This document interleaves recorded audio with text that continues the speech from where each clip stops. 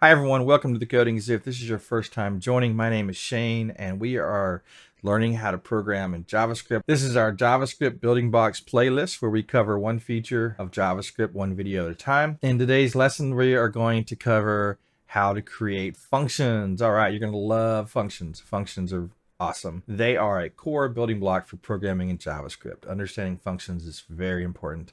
So we've got a lot to cover. Let's jump right in.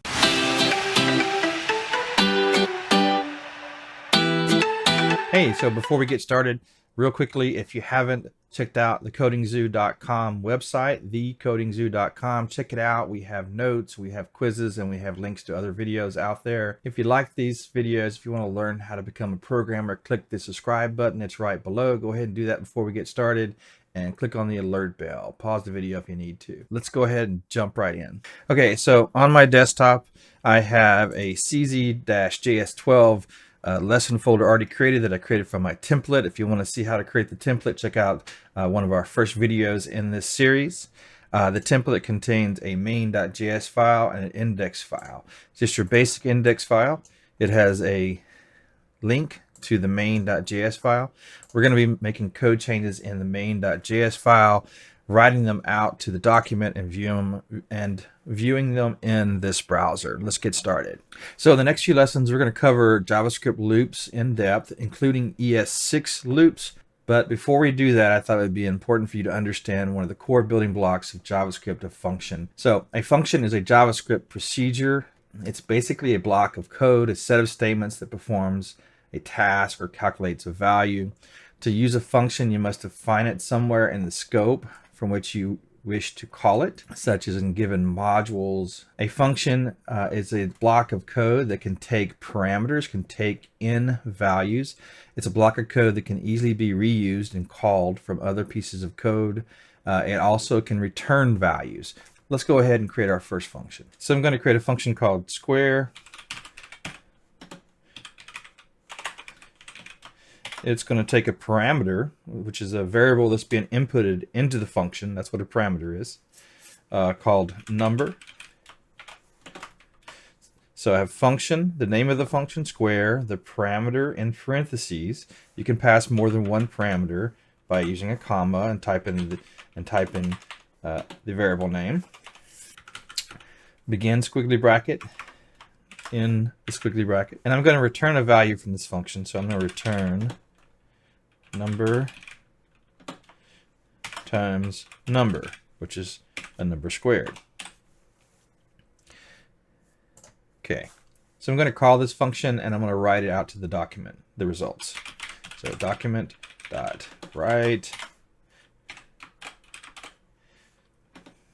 8, let's do 8 squared is, and then I want to call. And now I'm going to call the function.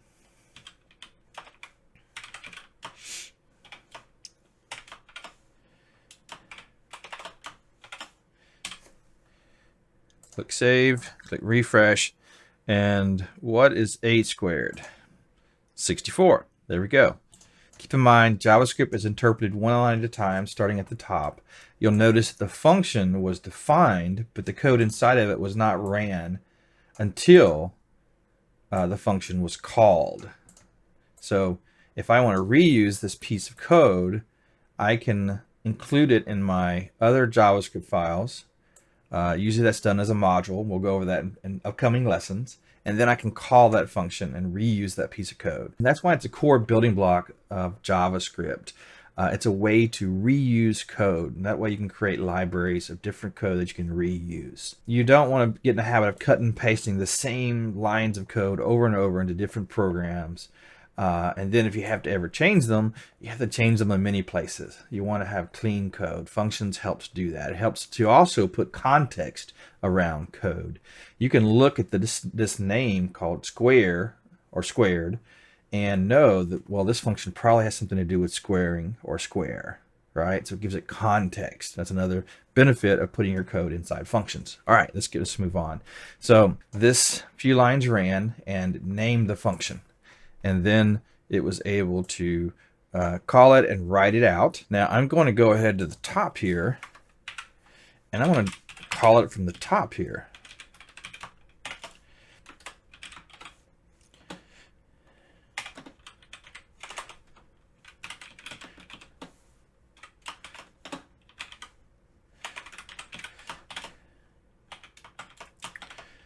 Now you would think that since usually JavaScript is interpreted one line at a time, that when you get to this first line, well, function isn't defined yet.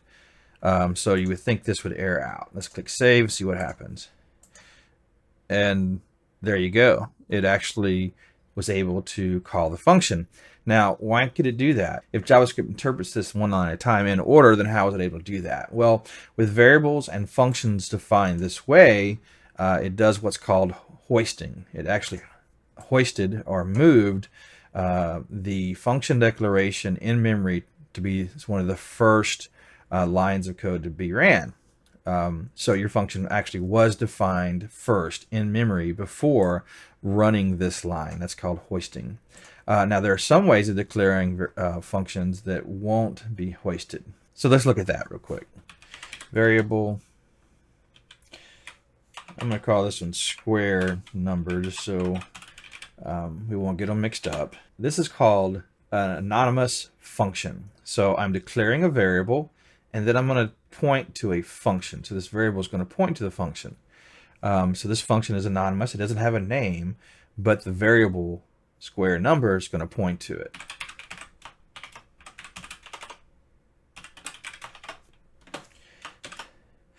Begin squiggly bracket and squiggly bracket, same as the other one. You'll notice there's no name here, it's just function. All right, so I'm going to return same code, return number times number. I'm going to write it out. Let's change this to 10 squared is, let's call the function by using the variable. Change that to 10. Click save. Click refresh. So there we go. 10 squared is 100. This is another way of defining a function. We're declaring a variable, but I could have used var or let. Again, I would probably get in the habit of using let. So I'm going to let square number equals function. And then I can call the function later on. This is an anonymous function attached to a variable. So the thing you have to look out for is declaring functions this way, you lose the benefit of hoisting. So let's take this line here. I'm going to put it up one more time here. Change this to 9. Change this to 9. And let's see save it, see what happens. So I have the document right. It's calling this anonymous function through the variable. And my code quit running here. So it actually didn't run these lines starting here and down. So let's take a look at it. I'm going to right click, choose inspect. I'm going to look in the console and look at there's an error. Square number is not defined. So in this case, hoisting did not take effect. The function was not created till it actually got to this line. You notice what we said with the other function, JavaScript will take it and declare it first in memory. With functions defined this way as anonymous functions, that's not the case. So that's kind of one of the downsides you have to watch out for. I'm going to refresh that again. Make sure it's still working. There we go. So I'm going to create a regular function.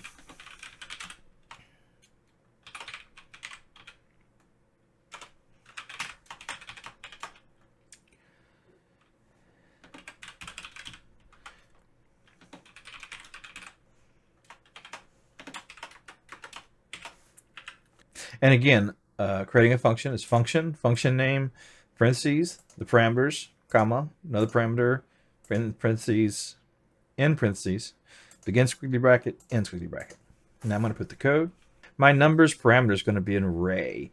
So here I'm going to show you a new way to loop through array. And we won't go in detail on this way now. We'll do that in an upcoming lesson. So numbers dot for each. This is the built-in function of arrays.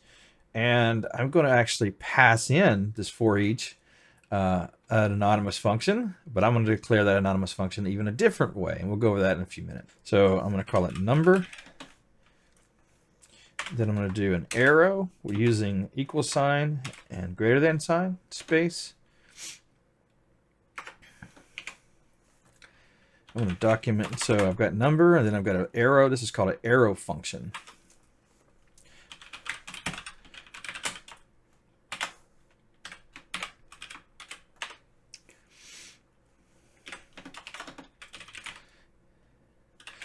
Now, operation is the function I'm going to pass in to this function. So I have a function that takes in an array and another function. So functions have built-in properties also, such as name.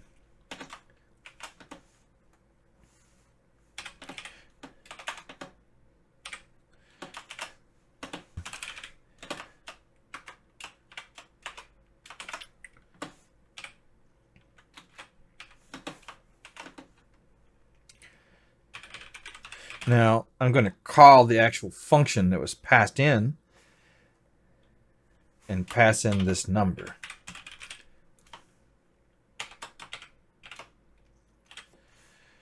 Okay, so I have a regular function. It takes in an array, and it takes in another function called operation. I'm going to loop through this array using this new for each. Now, every number in this array will be passed to this other anonymous function. This is another way to declare anonymous function with arrow functions, and we'll go over that in a minute. And as I loop through each number in the array, I'm going to write it out. I'm going to write the function name that's being applied to it and the outcome of that operation applied to that number. So I'm going to create an array called my numbers equals 1, 2, 3, 4, 5. And I'm going to perform operation on the array my numbers, passing in the anonymous function that I assigned to the square number variable. And let's see what happens.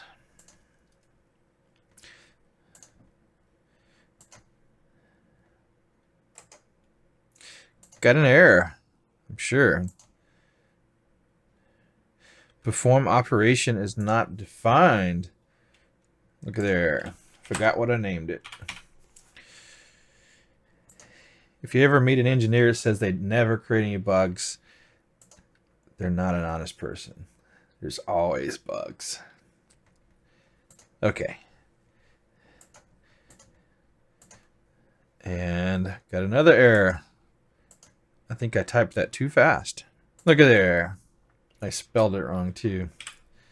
2 errors in a row. Okay. It's time for more coffee. Wait a second. Okay, let's do it.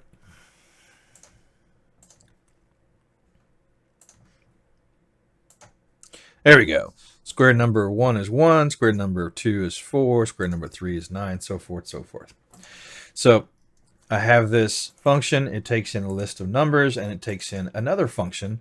It takes those numbers, loops through them, and calls it and passes in a number, each of those numbers, into the other function, writing that data out. So what's the benefit of passing in functions? Well, check this out. Let's do this. So I just showed you how to create an arrow function. So arrow functions are in ES6. They're a new way of creating functions, and there are benefits dealing with scope of using an arrow function. We're going to cover that in later lessons. We won't go in depth now, but arrow functions are cool. I love arrow functions. Let's create an arrow function called cubed.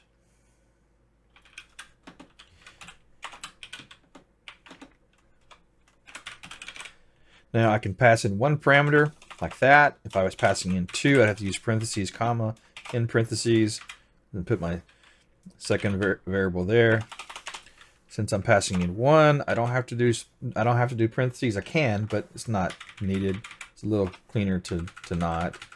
So it's variable equals, and then the parameter you want to pass in, and then equals, greater than, begin squiggly bracket, end squiggly bracket. That's the shorthand. That's an arrow function. So I'm going to return number times number times can't type times number. I've got a function called cubed. I'm going to reuse this code up here. So this allows me to have code reuse of printing stuff out and looping through an array, and I can reuse that with different operations. I used it with a squared function, and I'm going to use that with a cubed function. Let's do it.